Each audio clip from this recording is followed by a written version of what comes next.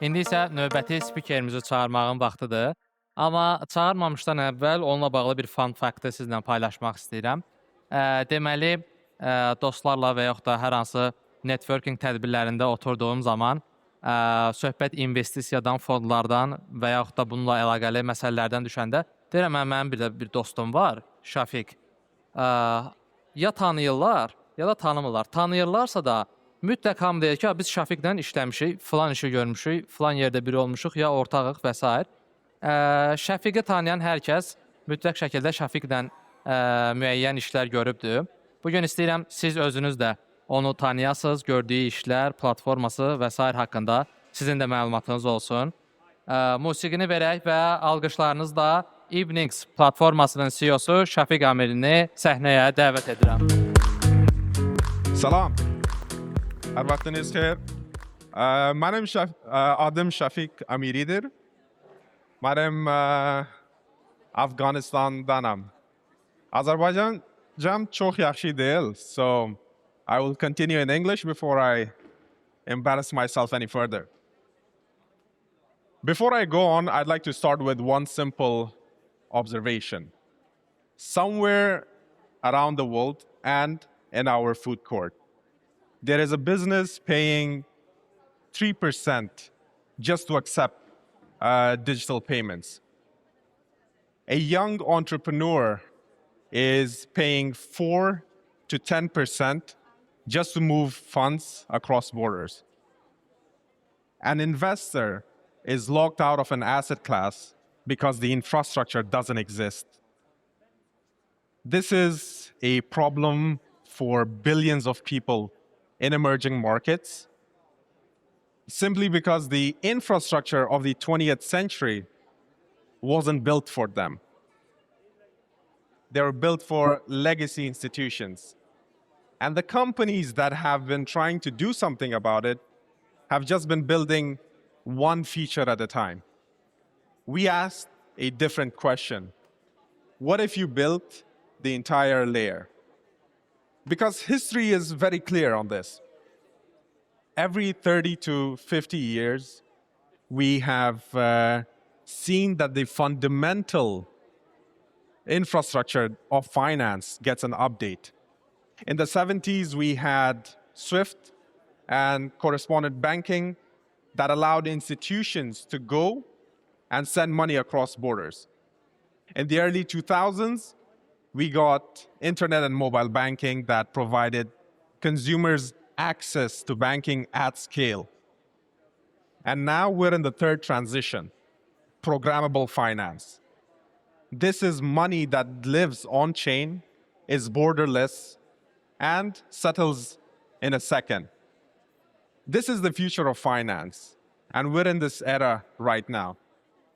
So let's talk about where the money is going, because the numbers don't lie.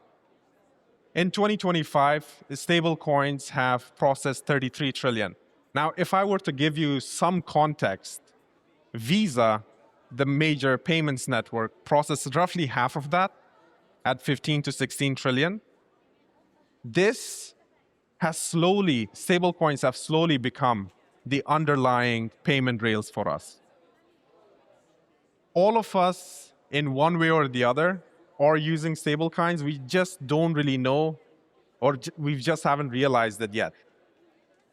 And the market cap has grown to 300 billion this year. This is the type of change that we're talking about in the digital financial world. And then on the other side, we have tokenized real-world assets. This is commodities, this is private equity, this is bonds. These are tokenized assets, and it has grown over the past 12 months at a 200% growth rate, going from 10 billion to 31 billion, right? What this means, if we were to think about what tokenization actually means, or tokenized assets, it means that you, as an investor, as a retail investor, can own Baku's hottest commercial property. And not just you, thousands of investors from around the world. This is the ethos of financial inclusion that we're just going to keep on talking about in a moment. But there is a major problem in the financial world. Most of the people in the landscape, consider fintechs or crypto companies, they've been tackling one problem at a time. They're building one piece of the puzzle. It's either payments without investments, investments without a native currency, right? They don't have an ecosystem together to really build this. This is a major, major issue, an experience that the general investor or the consumer does not like. Because the pattern is very clear. Products compete on features, whereas ecosystems compete on compounding value. If we were to see and take a look at Apple, Apple never really won because the latest iPhone is amazing.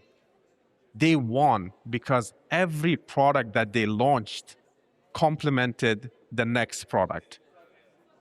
WeChat did not win because it is this fantastic messaging application. No, it won because once you're inside WeChat, there is no reason for you to get out. And our vision is pretty straightforward. A merchant can accept payments, can make an investment, can send money across borders, all within a single ecosystem, with a single experience. This is the era that we're in, and the companies that build on this type of financial rails are the institutions that define that time period. So what we've done, what we've built, is an entire ecosystem. It starts with RAZN, Rakam Sal Manat. This is a stable coin denominated in local Azerbaijani manat. What this means is that it is 100% backed by fully liquid manat reserves. It is regulated. It gives you the cost and the benefit of on-chain finance with the familiarity of manat, but the benefits of crypto. Second, in our line of products is Navispay. Our promise is simple. A merchant, a business can start accepting payments within 10 minutes. In practice, that means that there is no technical or a lot of technical complexities, integration within 10 minutes, accept any crypto or stable coins or even manat, and settle within the same couple of seconds. We think this is revolutionary. And as part of an ecosystem, there's nothing that can destroy this lock-in. And then third is Invnex. Invnex is our state-of-the-art investment platform. It does two things. First, it gives asset issuers, such as a real estate developer, a fund strategist, fund manager, the ability to communicate and distribute directly to you as an investor. And secondly, it gives you a secondary market where you can invest directly from the exchange and get unprecedented liquidity. When we join these three products, we get an ecosystem where Rakamsal AZN, or the digital stablecoin, is at the center. This is the connective tissue. On one side, connected with Navispay, it means merchants can start accepting capital, start accepting payments, settle within that second, and make that capital investable as well. On the other side, when an investor puts capital in their Invnex account, they can start investing, receive their yield, and they can spend that yield in a Navispay merchant. What does that mean? It means within one digital platform, you can spend at a cafe, buy your daily coffee, and then at night you can invest in global capital markets. You no longer need 5 different accounts, 5 different applications, 5 different KYC processes just to participate in the digital economy. We want to change that, and we are slowly doing it. And you might ask, well, why Azerbaijan? Why here? Why emerging markets? Simple. This is where the need is the highest, the greatest, and the competition is the weakest. There's no one competing in the type of ecosystem that we're building, right? The way and what that really actually means is pretty straightforward. The government is creating the digital economy. The people, you are digitally sophisticated, right?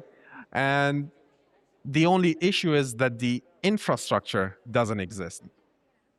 Developed markets, they have a functional infrastructure. Not perfect, but functional. Emerging markets doesn't have that. But this is an opportunity. It allows you to leapfrog systems the same way African nations jump and leapfrog from landlines directly to mobile. Azerbaijan and emerging markets can jump through, leapfrog through legacy financial systems and directly to on-chain finance. The opportunity is limitless here. And if we were to talk about 3 years ago, people would say, well, tokenized assets are just too early. Today, it's growing at 200%, and the market has grown from 10 billion to 31 billion. 3 years ago, people were saying stablecoins were too risky. Today, it has surpassed Visa and processed $33 trillion. Today is where the opportunity is at. Today is where mostly digitally savvy individuals and consumers are looking for products that complement them, not puts them through a hoop. And we're building this tokenized ecosystem not because we believe emerging markets are the future. We believe emerging markets are the present. So I want to leave you guys with one thought. That people talk about tokenized assets, tokenized this, tokenized art, tokenized that. We want to tokenize economic participation. Simply put, what this means is that a young man or woman in Baku can invest in a fraction of a real estate without a broker, without putting hundreds of thousands or millions of manat. A digital entrepreneur can move money, a nomad can get paid in the US and receive it in Azerbaijan within the same second. This is what we aim to do. And then institutions, business owners, entrepreneurs who believe in the same future as we do, well, we'd love to talk with you. Thank you, guys. That's me. We are building this ecosystem, and we'd love to have more collaborators, people who believe in this economic future. And yeah, I think we're in a very interesting times. Thank you very much, guys. Çok teşekkür ederim. Sağ olun.